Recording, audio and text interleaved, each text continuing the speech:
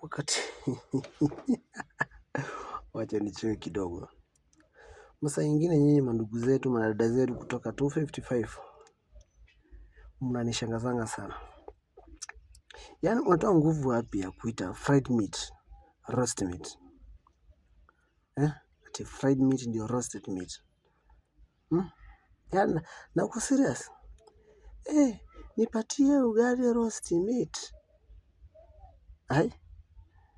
Mimi nangojea uletewe nyama imechomwa, unaletewa nyama yenye imefraiwa kwa mafuta. Anyway, sina ubaya. Chakula yenu iko sawa, but tubadilishe hapo. Hata kama siku ingine tubadilishe hapo kwa roast meat. Roasted meat ni nyama imechomwa, tafadhali kama sijakosea. Msituchanganye hata kama hatujui Kiswahili. Msituchanganye, sawa?